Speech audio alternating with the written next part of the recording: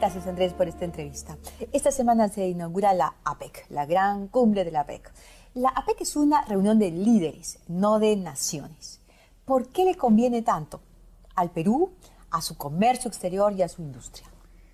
Bueno, en primer lugar, si hablamos del Perú primeramente, el Perú es un país que tiene un mercado pequeño. Somos un país pequeño con un mercado pequeño, incipiente, y como Perú a nosotros nos conviene de que los accesos que tengamos al mundo tengan las menores barreras posibles, porque desarrollar nuestro país y generar los medios para hacerlo solo lo podremos si es que tenemos acceso a otros mercados para llegar a competir allí, dejar nuestros productos allá y generarnos una plusvalía con la cual podamos desarrollar el país. Entonces, para nosotros esto es crucial. En el caso de la APEC, que es la cooperación del Asia-Pacífico, se llama cooperación y no se habla de países, sino se habla de economías, porque no es un tema de los países políticamente, sino de los líderes de los países que circundan el Pacífico, que reúnen algo más del 50% del Producto Bruto del mundo y probablemente algo del 45% de todo lo que se compra y vende internacionalmente es alrededor del Pacífico y con estos 21 países. ¿Qué hace la APEC? Lo que trata de hacer es generar economías más permeables en que el tránsito sobre esta autopista azul que se llama Pacífico es cada vez más permeable, que las barreras pararancelarias, paratarifarias o de tarifas sean cada vez menores. Y que sus economías interactúen. Que sus productos, claro, que sus productos se intercambien. Que cada uno use sus beneficios competitivos para ver competir en estos mercados. Y eso pasa por muchas cosas. Pasa por esta parte que tiene que ver mucho con los tratados de libre comercio, que es que los bienes sean lo más fungibles dentro de este grupo de 21 países. Ahora, hay dos ejes económicos importantísimos, poderosos en el Pacífico, ¿no es cierto? Y el Perú está involucrado con ambos. Uno de esos ejes lo promueve la China y excluye un poco a los Estados Unidos, que es lo que se conoce como la ANSEA, ¿verdad? La ANSEA, sí. Y el otro es el TPP, que es un eje que promueve a Estados Unidos y que excluye a la China. Pero al estar el Perú involucrado, ¿puede ser un país puente para integrar estos siempre podemos ser puente, no solo como país, sobre todo también la Alianza del Pacífico, que en estos 4 países, en que no están ni Estados Unidos ni está China, también se está formando un grupo dentro de los grupos de la APEC. Entonces, estos países, el ASEAN, el grupo TP, ambos aglomeran parte del APEC. Y mientras mejor y más anden desarrollando las capacidades de intercambiar bienes y servicios, al final, bajo la sombrilla de la APEC, podrían llegar a tener un acuerdo de libre comercio de Asia-Pacífico, claro. Que involucre a todos y que es una meta, digamos, de largo plazo que tiene el mismo APEC. Tras el triunfo de Donald Trump en los Estados Unidos, y hablando ya de tratados de libre comercio, el tratado de libre comercio que tiene Perú con los Estados Unidos, ¿se puede, proteger? ¿Existen mecanismos que nos permita proteger ese tratado que nos ha hecho tanto bien? Los demócratas más bien eran un poco resistentes a los tratados de libre comercio. Ahora resulta que más bien el candidato republicano es el que le está poniendo peros a los tratados de libre comercio, empezando con el NAFTA, y también, acto seguido, la candidata Clinton también estaba encontrándole complicaciones a los tratados de libre comercio. La verdad del asunto es que siempre los tratados de libre comercio tienen en alguna forma en el tiempo posibilidades de mejora, sobre todo un tratado de libre comercio que era uno de los primeros de ese ámbito, como fue el NAFTA.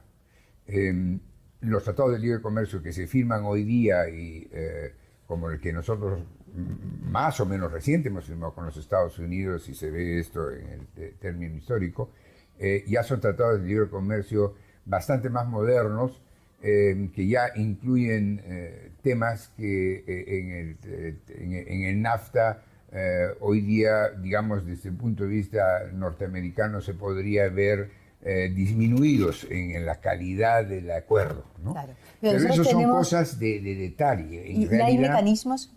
¿El acuerdo que nosotros firmamos tiene mecanismos de protección? Bueno, el acuerdo es... Estos acuerdos tienen el beneficio, porque tienen que tenerlo, porque son de muy largo plazo, es bien difícil estar haciéndole cambios. No es fácil. ¿Cómo está nuestra industria? La información que después de terminado el gobierno anterior, del gobierno del presidente Humala, se ha conocido es que más bien nuestra industria está estancada, sino está retrocediendo. ¿Eso es verdad, Andrés?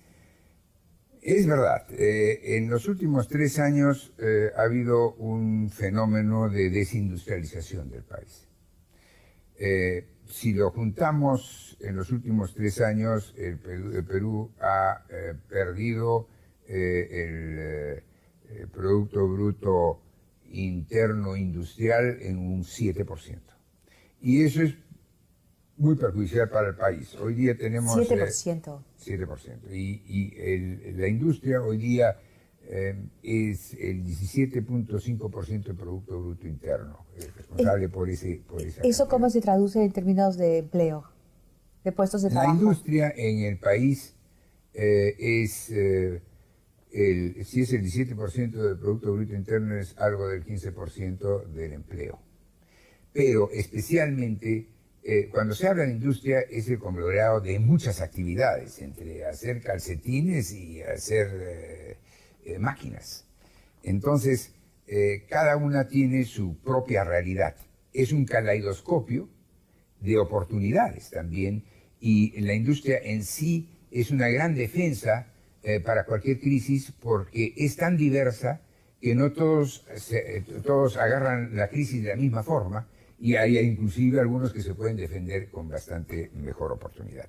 Es más sólido para defender las economías de los países, y también es un gran receptor primeramente, sobre todo en el Perú, de know-how, de conocimientos, de tecnología. Es, ojalá, pronto también un generador de tecnología, porque haciendo las cosas se generan nuevas tecnologías. Y es un gran interlocutor para nuevos productos.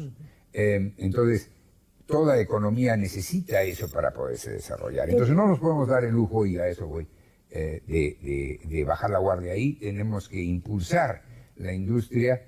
¿Qué tiene que hacer el gobierno nuevo, que ya no es tan nuevo, ya tiene 3 meses?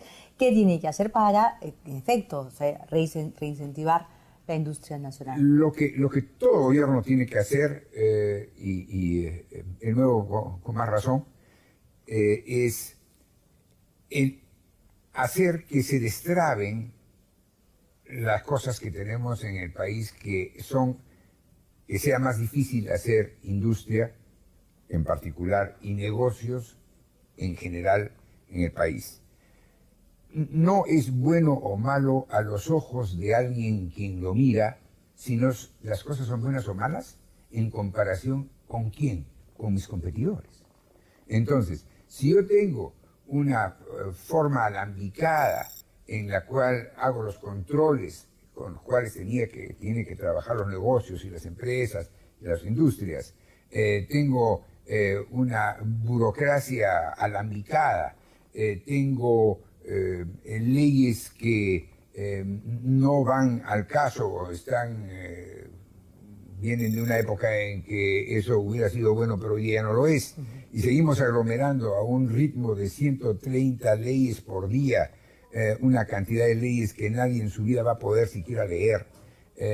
Tenemos un problema en que para el industrial, para el empresario y sobre todo para el pequeño empresario, que es el más creativo y el que se mueve más rápido y hace mejorar las cosas más rápido, parece casi imposible, no, es imposible cumplir. Lo que se hace en el país es crear el ámbito ideal y contagioso para que el hacer empresa y hacer industria en el país sea del saque fácil. Medidas que hagan que seamos más atractivos. Más atractivos a la inversión. ¿Por qué? Al final, si nosotros analizamos, y eso lo podemos ver todos los que estamos en el Perú, es que en los últimos 20 años, ¿cuál es la diferencia que ha hecho que el Perú hoy día, sí podemos decir, es un país bastante diferente al que vivíamos hace 20 años o 25 años? Claramente. Claramente, ¿cuál ha sido la diferencia? La inversión. Y la inversión no es estatal, nunca lo es, sino es la inversión privada. Y esa la tenemos que volver a incentivar, que en vez de decidirse invertir en cualquier otra parte del mundo, lo haga en el Perú. Hay que Para conquistar eso, inversión. tenemos que conquistarla. No va a venir sola. Muchísimas gracias, Andrés. Gracias, más bien. Muchas gracias, Cecilia.